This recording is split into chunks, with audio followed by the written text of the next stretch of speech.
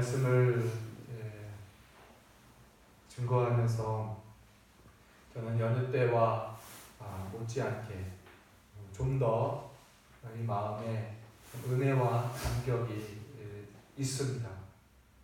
왜냐하면은 로마서를 처음 시작하면서 우리가 생각했던 것, 사도 바울의 복음이 어떤 것이었는가 라고 하면서 우리가 얼마나 그 바울의 마음, 바울에게 있어서의 복음이 무엇인지를 우리가 같이 깨닫고, 복음을 받은 우리도 그 바울이 겪고 있는 그 감격과 감동을 동일하게 우리가 배우고 또 가지려는 그런 마음으로 우리가 말씀 로마서를 시작했던 기억이 납니다.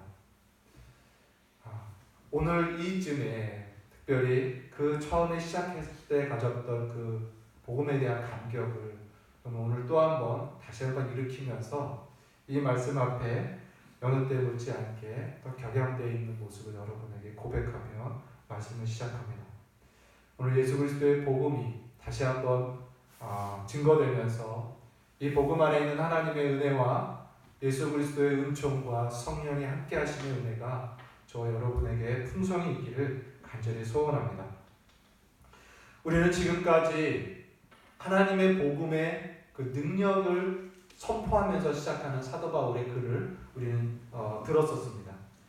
복음에 나타나는 하나님의 영광, 거기에 사로잡혀 있는 바울의 마음을 배웠죠. 그래서 그는 세상의 온갖 지식들을 다 섭렵한 뛰어난 지식임에도 불구하고, 지식인임에도 불구하고 그가 그 모든 것들을 복음을 만난 후에는 다 배설물로 여겼더라, 이렇게 고백을 하지 않습니까? 오직 복음만이 그에게 전부가 되었고, 그는 전 인생을 복음에 헌신하고 전 인격을 복음에 헌신하는 그러한 사람이 됩니다. 그래서 로마서 1장 16절에 우리가 전에 보았죠. 사도 바울이 이렇게 고백합니다. 내가 복음을 부끄러워하지 아니하노니, 내가 복음을 부끄러워하지 아니하노니 이 복음은 모든 믿는 자에게 구원을 주시는 하나님의 능력이 되리라. 이렇게 선포한 바울의 마음을 우리는 들었었습니다. 그리고 이 복음을 전하고 가르칠 수만 있다면 세상 어디든 가려고 땅끝까지 기꺼이 가고자 했던 바울의 마음이 또한 있었죠. 그래서 1장 15절에 보면 그러므로 나는 할 수 있는 대로 로마에 있는 너희에게도 복음 전하기를 원하노라, 이렇게 고백을 하지 않습니까? 그래서 어디든 가서 그 바울에게 있는 그 예수 그리스도의 복음을 증거하고 가르치면서 바울은 이제 그 성도들과 함께 피차 또 위로를 얻고 힘을 얻고자 하는 그러한 간절한 소원을 우리가 말씀을 통해서 배웠습니다. 이는 곧 내가 너희 가운데서 너희와 나의 믿음으로 말미암아 피차 안위함을 얻으려 함이라, 이렇게 사도 바울이 고백을 하죠. 그러면서 이제 바울이 로마서를 기록하면서 바울이 알고 있는 이 복음의 내용을 이 짧은 로마서 안에 매우 집약적으로 복음을 소개하고 있는 것입니다. 이제 바울은 그 복음의 시작을 무엇으로 시작했습니까? 우리가 잘 아는 대로 하나님의 진노로 바울은 복음을 시작했습니다. 하나님을 거부하고 하나님을 알만한 지식이 있는 인간이 그 진리를 거부하는 그의 불경건함과 그로 인한 이 불의에 대해서 하늘로부터 하나님의 진노가 정당하게 나타난다라고 우리는 들었죠.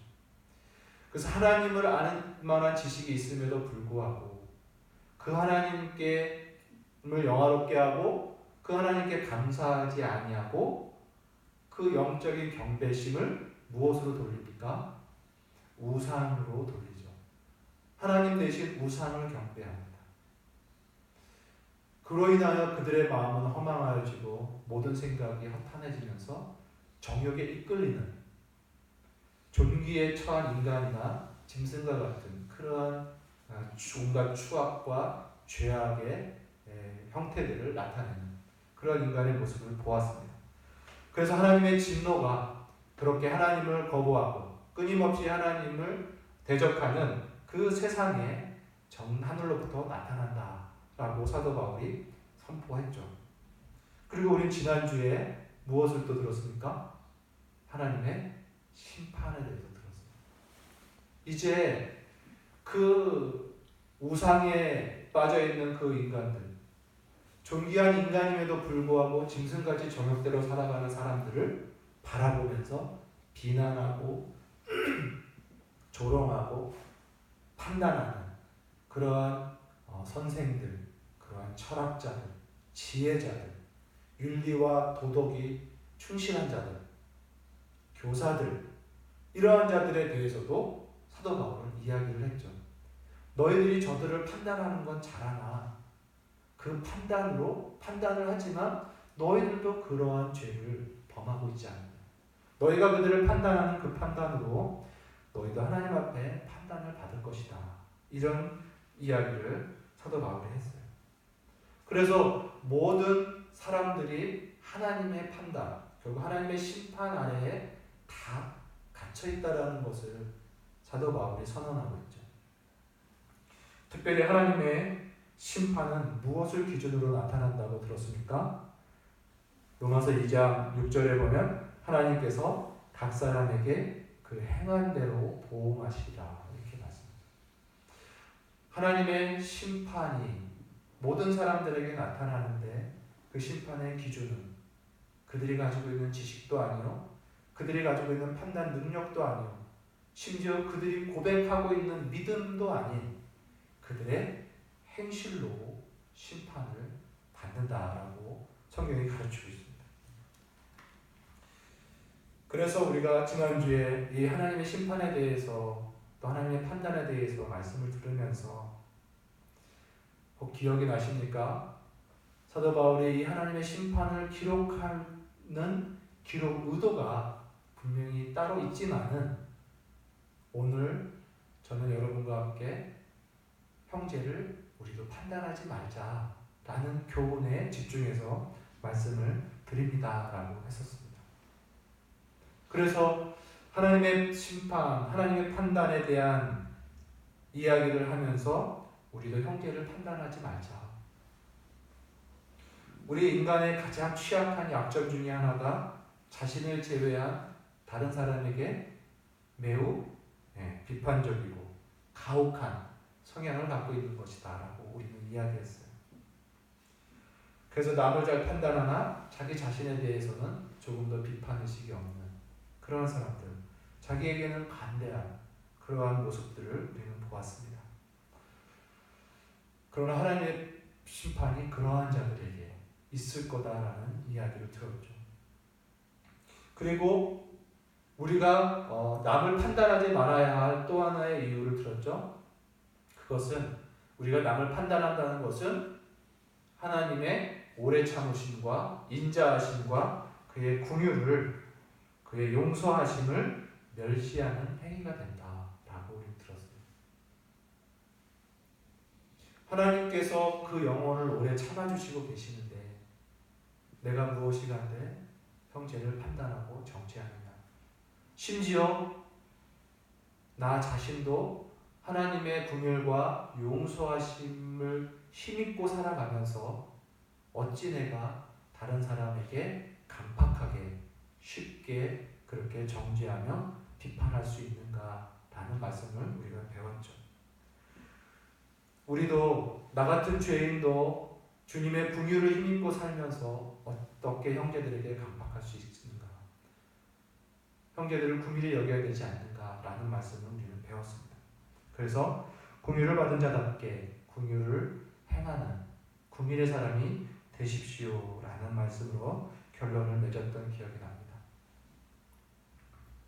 오늘은 지난주에 방금 얘기했던 사도 바울이 하나님의 심판을 기록할 때 가졌던 의도가 있었다라고 했던 그 의도로 이제 다시 돌아가겠습니다. 바울은 하나님의 심판에 대한 명백한 선포를 하시면서 오늘 말씀을 통하여 하나님의 심판이 어떻게 나타나고 그 복음을 설명하고 있습니다. 오늘 말씀에 이런 구절이 있죠. 율법이 없는 자는 율법 없이 망하고 율법이 있는 자는 그 율법으로 인하여 심판을 받으리라. 이런 말씀입니다. 이게 무슨 말이냐면 하나님의 말씀을 모르는 사람들은 무엇이 진리인지 모르기 때문에 무엇이 선인지 모르기 때문에 악을 행하여 망할 것이고 하나님의 말씀을 알아 진리가 무엇인지 알고 선이 무엇인지 아나 그것을 지키지 못하고 범죄함으로 그 진리대로 판단을 받을 것이다. 이런 말씀입니다. 율법 없는 자는 율법 없이 망할 것이고 율법이 있는 자는 그것을 지키지 못함으로 다 온전히 지키지 못함으로 그 율법에 따라 심판을 받을 것이다라는 것이죠. 그러므로 하나님의 율법 곧 하나님의 말씀을 알고 듣는 자가 의인이 아니요 그 율법 하나님의 말씀을 지켜 행하는 자가 의인이다 이렇게 말하는 것입니다. 그러므로 하나님의 말씀을 알고 있느냐 듣고 있느냐 가지고 있느냐 소유하고 있느냐가 문제가 아니라 그 말씀대로 행하고 있느냐를 하나님은 판단하신다는 것입니다. 그리고 그 행실대로 판단하시기에 우리는 핑계댈 수 없는 하나님의 심판대 앞에 선다라는 것이죠. 결국 이 모든 말씀은 무엇입니까? 성경을 아는 자든 모르는 자든 신자든 불신자든 성경에서는 유대인이든 헬라인이든 모든 인류는 다 하나님의 진노와 하나님의 심판 아래에 놓였다라는 것을 선포하고 있습니다. 여러분, 하나님의 심판 앞에 의롭게 설 수 있는 여러분이 되실 수 있으십니까? 하나님의 심판 앞에 의롭다함을 인정받을 수 있으십니까, 여러분? 지금 사도 바울은 이 무서운 하나님의 진노와 피할 수 없는 명백한 하나님의 심판을 선포하면서 이제 16절의 말씀을 기록하면서 그의 마음에 품고 있는 복음을 한 번 더 선포합니다. 그는 언제나 그랬듯이 지금 이 구절 앞에서 로마서를 처음 기록할 때부터 갖고 있던 복음에 대한 그의 감격, 그의 경외심을 오늘 16절을 통해서 드러내고 있습니다. 16절 말씀 무엇입니까? 곧 나의 복음에 이른 바와 같이 하나님이 예수 그리스도로 말미암아 사람들의 은밀한 것을 심판하시는 그날이라. 여러분, 우리는 이 한 구절의 말씀 속에서 복음에 대한 바울의 감격을 읽어낼 수 있습니다. 여러분, 복음이 무슨 뜻이죠? 복음? 좋은 소식이라고 했잖아요. 좋은 소식. 기쁜 소식입니다. 복음은 온 인류가 들어야 할 기쁘고 좋은 소식이라고 말했습니다. 그런데 이 좋은 소식인 복음을 바울이 전하면서 지금 하나님의 진노와 하나님의 심판이라는 무섭고 두려운 이야기를 오랫동안 했습니다. 그래서 혹자들은 복음을 말하면서 왜 자꾸 저렇게 무섭고 어려운 말만 하는가? 복음은 과연 정말 좋은 소식인가? 이러한 의문을 가질 수 있습니다. 그러나 사도 바울이 소유한 이 복음은 언제나 좋은 소식이고 언제나 감격이 됩니다. 하나님의 진노와 하나님의 심판을 선포하면서 그는 이 하나님의 복음에 계속 벅차 있음을 우리는 알아야 합니다. 바로 나의 복음에 이른 바와 같이 하나님이 예수 그리스도로 말미암아 사람들의 은밀한 것을 심판하시는 그날이라. 여러분, 여러분, 이 말씀 16절의 한 절의 말씀을 통해서 오늘 저는 한 세 가지의 이 복음의 메시지를 함께 나눌까 합니다. 첫 번째로, 하나님께서 심판을 하시되 예수 그리스도로 말미암아 심판을 하신다는 말씀입니다. 이 말씀은 무엇이냐면, 하나님이 마지막 날 심판을 하시는데 누구로 심판을 하시냐면 예수 그리스도로 심판을 하게 하신다는 것입니다. 다시 말하면 심판을 예수 그리스도께 맡기신다는 뜻입니다. 여러분, 우리 한번 이런 생각을 해보죠. 저도 예전에 가졌던 생각인데, 전능하신 신이 피조물인 인간을 심판하신다, 또 판단하신다, 이런 생각을 해볼 때 우리 마음속에 무의식적으로 그 하나님의 심판하심에 대한 불만이 일어날 수가 있어요. 어떤 불만이냐면, 여러분, 하나님은 어떤 분입니까? 전능하시고 전지하시고 죄가 없으시고 거룩하시고 깨끗하신 분입니다. 모든 것을 아시는 분이에요. 없는 것에서 있는 것을 만드시는 분이고, 있는 것도 없다 하실 수 있고 없는 것도 있게 하시는 그런 전능하신 분입니다. 그 전지전능하신 그 신의 눈앞에서, 그의 판단 앞에서 온전히 설 수 있는 이 피조물인 인간이 과연 있을까라는 거예요. 하나님은 창조주시고 신이시고 우리 인간은 피조물에 불과하지 않습니까? 너무나 무지하고 무능하고 연약합니다. 한 치 앞도 모릅니다. 지금은 승리한 것 같으나 얼마 후에 바로 꼭 넘어지고 실패할 만한 그러한 아주 무가치한 그런 존재가 우리 인간 아닙니까? 피조물. 오늘은 승리했지만 내일은 실패해요. 오늘은 바로 섰으나 내일 실족해 넘어지고, 오늘은 의를 행했으나 조금 있다가 죄를 범하는, 얼마나 이렇게 연약하고 무능한, 하루는 수십 번 수백 번 불완전함을 호소하고 나타내는 그런 인간. 이러한 인간을 거룩하시고 전능하신 신이 판단하시나? 이것만큼 그 판단 시작부터가 뭔가 불공평해 보이고 정당해 보이지 않는다라는 그런 생각을 가질 수가 있어요. 당연히 그 신 앞에 의롭다 할 피조물이 어디 있겠는가. 특별히 이렇게 연약한 인간을 그 무서운 눈으로 보시고 전능하시고 높은 기준으로 보는데 누가 다 합격을 하겠는가.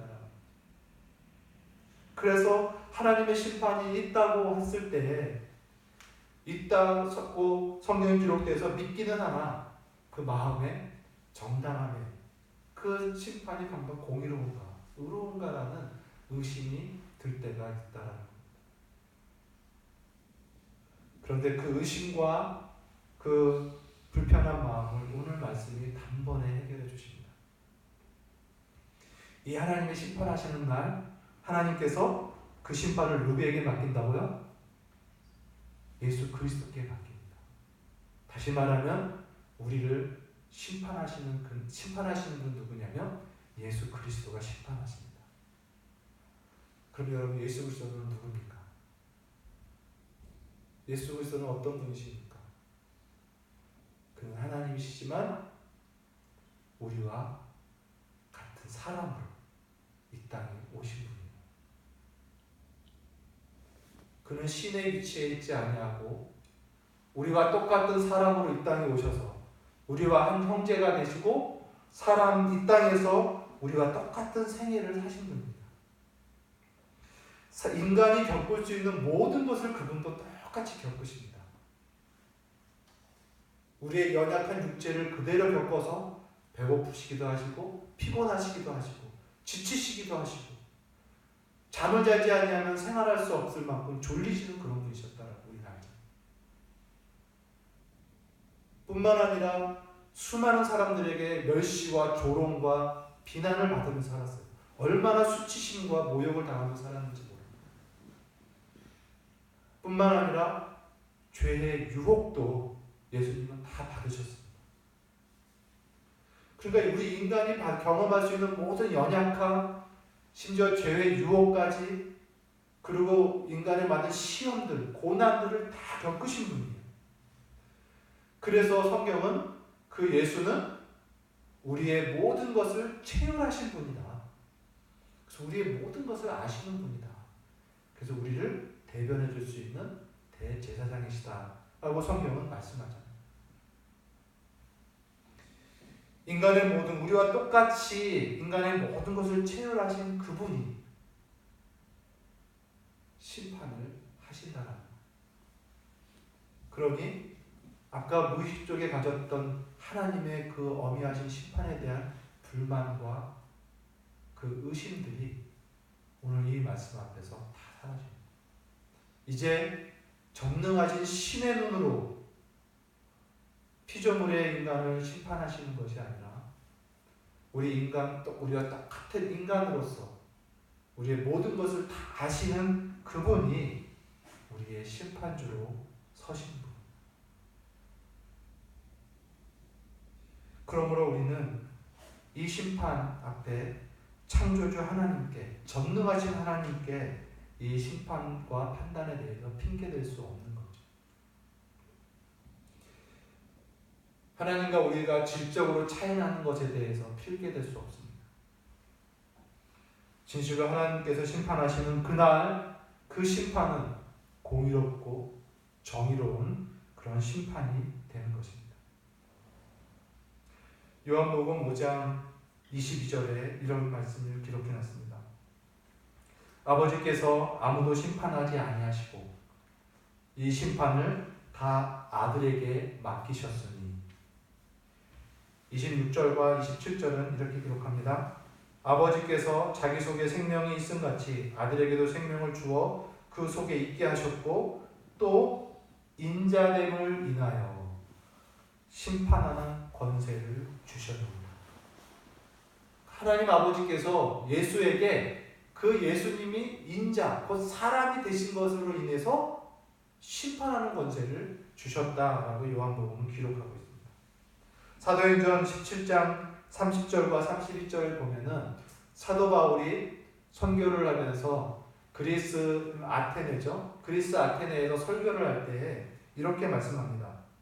너희들이 알지 못하던 시대에는 하나님이 허물치 아니하셨으나 이제는 어디든지 사람을 다 명하여 회개하라 하셨으니 이는 정하신 사람으로 하여금 천하를 공의로 심판한 날을 작정하셨느니라. 이렇게 말합니다.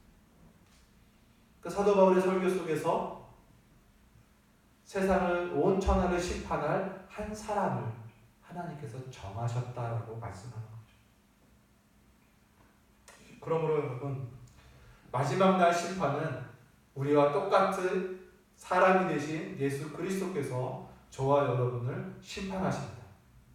그래서 우리는 질적으로 차이가 나는 하나님께, 하나님은 우리의 속사정을 모르시잖아요. 우리의 연약과 무능을 모르시잖아요. 이해 못하시잖아요. 잘하고 싶어도 못한 이 연약함을 하나님은 아십니까? 라고 핑계댈 수 없다는 것. 우리와 똑같은 사람으로 오신 예수 그리스도께서 우리의 행실을 온당하게 심판하신다는 것입니다. 저는 이 말씀을 통해서 하나님께서 예수 그리스도에게 심판하시는, 판단하시는 그 권세를 주셨는데 그 이유가 뭐냐면 예수님께서 스스로 자신을 낮추시고 그리고 낮은 데까지 내려오신 거기에 대한 하나님의 어떤 상급으로, 보상으로 하나님께서 그 아들에게 심판하는 권세를 주셨다고 저는 믿습니다. 빌립보서 2장 6절과 11절 말씀, 우리가 잘 알고 말씀인데 제가 한번 읽어드리겠습니다. 그는 근본 하나님의 본체시나 하나님과 동등됨을 취할 것으로 여기지 아니하시고 오히려 자기를 비워 종의 형체를 가지사 사람들과 같이 되셨고 사람의 모양으로 나타나사 자기를 낮추시고 죽기까지 복종하셨으니 곧 십자가에 죽으시니라. 이러므로 하나님이 그를 지극히 높여 모든 이름 위에 뛰어난 이름을 주사 하늘에 있는 자들과 땅에 있는 자들과 심지어 땅 아래에 있는 자들에게도 모든 무릎을 예수의 이름 앞에 꿇게 하시고, 이 말씀을 통해서 하나님께서 예수 그리스도를 심판하실 수 있는, 심판하는 권세를 주신 것은 그가 하나님으로서 계심이 아니라 그것을 비워 이 땅에 사람으로 오신 것에 대한 하나님의 상급으로 그에게 심판하는 권세를 주셨다라고 말하는 거죠. 사랑하는 성도 여러분, 얼마 안 있으면 성탄절이 성탄절 그 날이 과연 중요한지는 그 날짜, 숫자의 그 날짜가 중요한 의미가 있는지는 모르겠지만, 우리가 이 땅에 사람으로 오신 예수 그리스도, 하나님의 아들이 사람이 되신 그것을 우리는 늘 기억해야 됩니다. 예수님은 진실로 우리를, 사람을 구원하는 사람의 구원자요, 또한 사람을 심판하실 심판주로 이 땅에 오신다는 거죠. 우리는 성육신의 신비한 비밀과 은총을 늘 기억하고 묵상하는, 그리고 경배하는 그런 모습이 저와 여러분의 있기를 바랍니다. 두 번째로, 마지막 심판하는 날 있을 것은 무엇이냐면 그리스도로 말미암아 사람들의 은밀한 것을 심판하는 것입니다. 사람들의 은밀한 것을 심판하시는 것입니다. 그리스도께서 우리를 심판하시는데 사람들의 은밀한 것을 심판하신답니다. 여러분, 이 말은 무엇이냐면 사람들의 행위로 분명히 심판한다고 하셨는데 눈에 보이는 그 행위로만 볼 것이 아니라 그 행위의 안에 또는 행위 속에 숨어있는 사람들의 은밀한 것을 같이 심판하신다라고 하시는 거예요. 한마디로 행위뿐만 아니라 인간에 해당하는 모든 것들을 하나님께서 판단하시고 심판하신다는 걸 말씀하시죠. 여러분, 예수님께서 이 땅에 오셔서 바리새인들과 이야기할 때 있었던 이야기 여러분 기억나시죠? 바리새인들을 하나님께 정죄하실 때 뭐라고 했습니까? 저들의 행실과 저들의 겉모습은 깨끗하나 저들의 속은 탐욕과 악독이 가득하다. 예수님께서 말씀하셨어요. 저들의 잔과 주발의 겉은 깨끗하지만 속은 탐욕으로 더럽다라고 말씀합니다. 또 마태복음 12장 36절과 37절에는 내가 너희에게 이르노니 사람이 무슨 말을 하든지 심판날에 이에 대하여 신문을 받으리라. 너의 말로 의롭다함을 받고 너의 말로 정죄함을 받으리라. 이렇게 말씀하세요. 우리의 모든 무익한 말에 대해서 우리가 다 신문을 받는다라고 말씀합니다. 뿐만 아니라 우리의 모든 생각, 우리의 마음에 있는 상상들 다 하나님께서 들춰내시고 다 판단하십니다. 그러므로 이 사람들의 은밀한 것을 심판하시는 그날에 일어나는 모습을 생각하면서 연결되는 말씀이 있어요. 그게 뭐냐면 고린도전서에 보면 이런 말씀이 있습니다. 마지막 날 각 사람의 공적을 판단하시나니, 이런 말씀이 있어요. 각 사람의 공적이 어떠한지를 드러날 건데 그날에는 그 공적, 그 사람의 사람 행실, 그의 업적, 이런 공로, 이런 거예요. 그런 것들이 밝히 나타나는데 방법이 뭐냐면 불이 나타나서 각 사람의 공적을 진행합니다.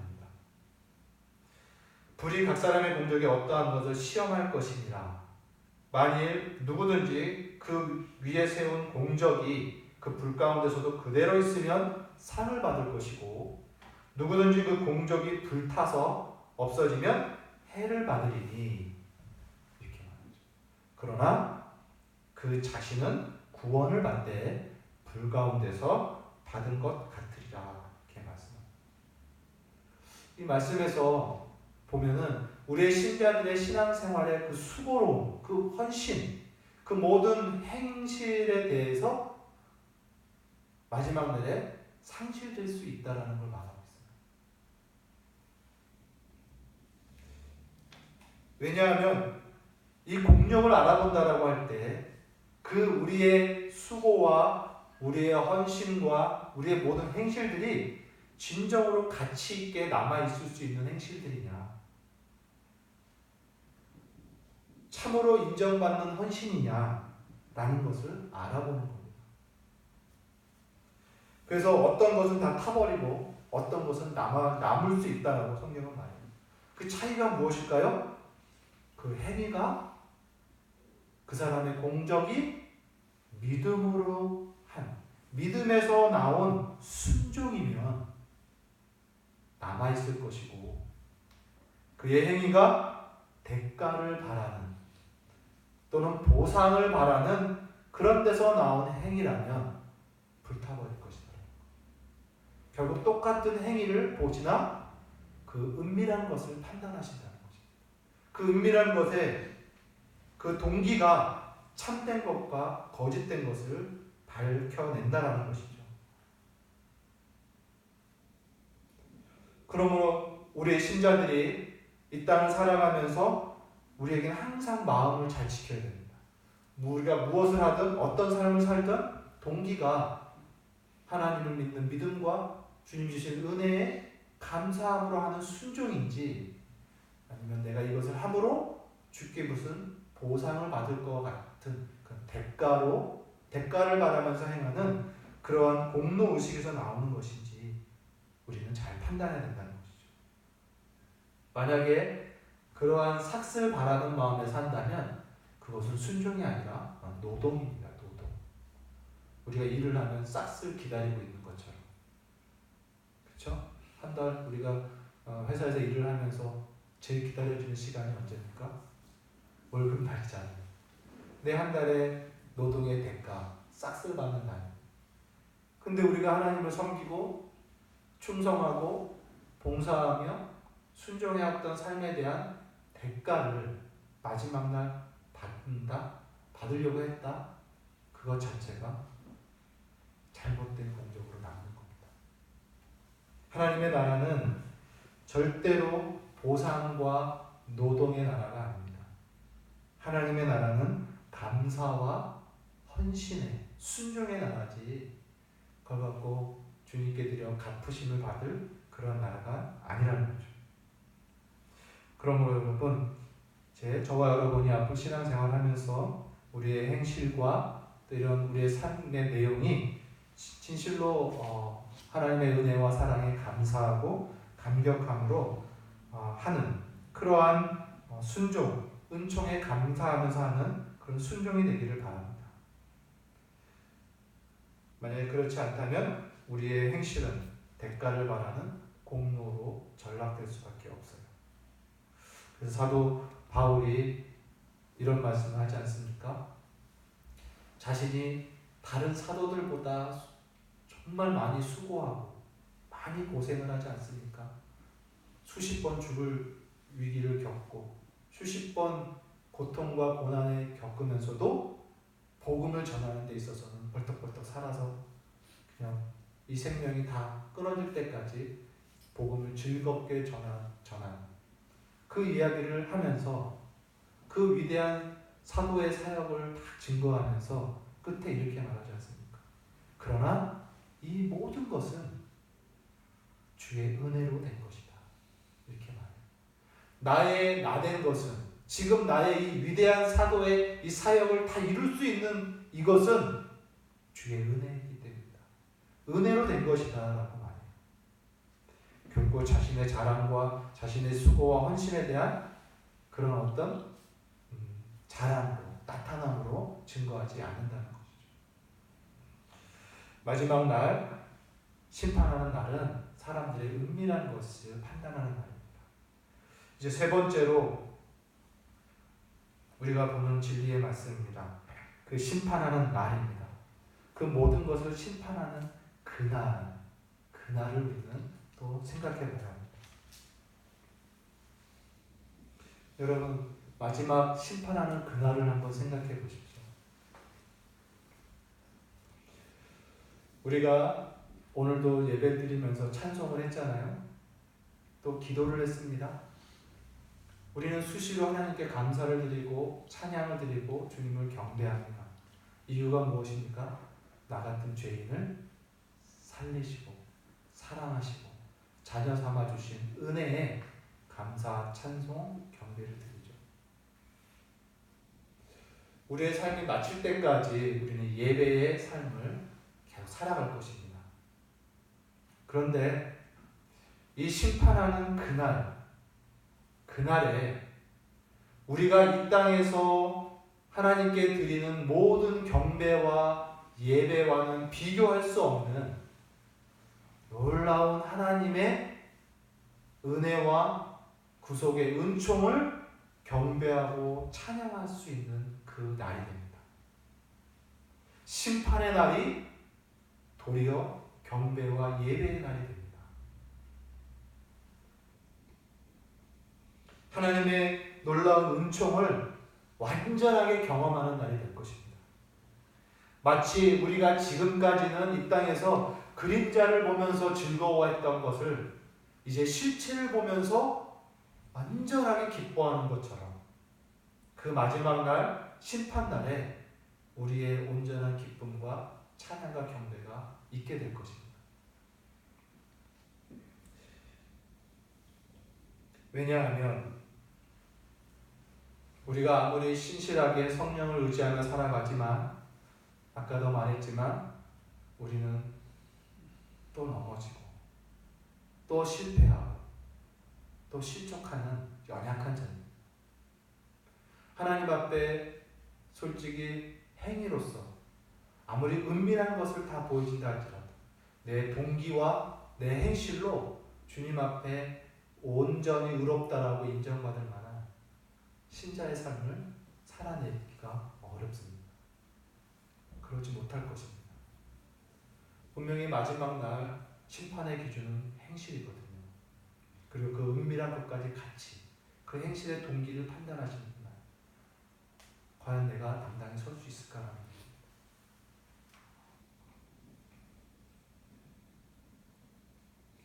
여전히 죄 가운데 빠져있고 넘어지기 쉬운 연약과 무지에 휩싸여 있는 내 자신, 그리고 심판날 내 앞에서 불의한 행실을 한 것으로 인해서 판단받아 지옥으로 가는 한 영혼을 보면서 얼마나 두렵겠어요. 나도 저런 불의한 행실을 했는데 나도 저와 못지않게 악하고 정욕적인 동기가 있었는데 하면서 지옥으로 고통 가운데 끌려가는 그 영혼을 보면서 얼마나 두렵겠습니까? 자기도 곧 그로 끌려갈 것 같은 두려움인 거죠. 같은 범죄 행위가 있는 내가 지옥 판결을 받을까봐 두려워 떨고 있는 그 순간에 아까 말씀드렸죠? 나를 심판하시는 분이 누굽니까? 예수 그리스도십니다. 그는 나를 긍휼히 여기시고 나를 위하여 대신 십자가에서 죽으신 분이지. 그리고 나와 함께 죽고 나와 함께 다시 살아나시소.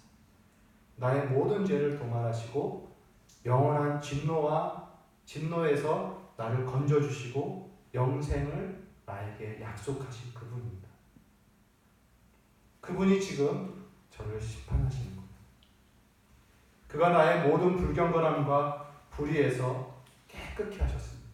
그가 나를 지금 판단하십니다. 두려움 가운데 있는 나에게 이제 예수님께서 말씀합니다. 아버지, 내가 저를 위하여 죽었습니다. 내가 저의 모든 불의와 죄값을 다 받았습니다. 이제 아버지 저를 긍휼히 여겨 주십시오. 이렇게 예수님께서 저를 향하여 말씀하시는 거예요. 이전에도 저 영혼을 아버지께서 긍휼히 여기신 것처럼 지금 이 심판하는 이 순간에도 다시 저 영혼을 긍휼히 여겨 주십시오. 하고 예수님께서 심판대 앞에서 나를 증언해 주신다. 여러분, 그 마지막 날, 그 심판대에 저와 여러분은 또 한 번 완전한 긍휼과 자비를 경험합니다. 나의 추하고 못난 모든 모습을 감싸 용서하시는 예수 그리스도의 구속의 은혜를 온전히 우리가 입는 그 날이 바로 심판하는 날입니다. 그 심판대 앞에서 2000년 전 예루살렘 골고다 언덕에서 십자가에 못 박혀 죽으신 예수 그리스도의 구속의 은혜를 완전히 온듯 입는 것. 이제 그 은총을 우리는 눈으로 보며 그를 직접 경험하는 것. 모든 정죄와 모든 진노와 이제 하나님의 그 무서운 심판에서 다 벗어나 예수 그리스도의 빛나는 의의 옷으로 입는 날이 바로 심판하는 그날입니다. 사도 바울이 하나님의 진노로 시작하여 복음을 설명하면서 그 글을 쓰기 시작 때부터 간직했던 복음에 대한 감격,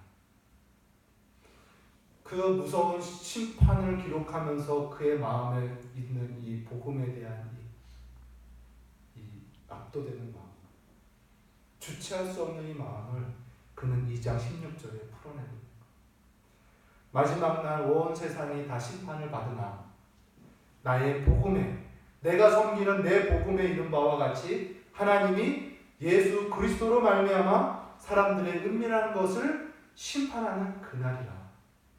이 말씀 안에서 바울이 알고 있는 복음의 모든 진리들이, 많은 진리들이 지금 여기 스며 있는 거예요.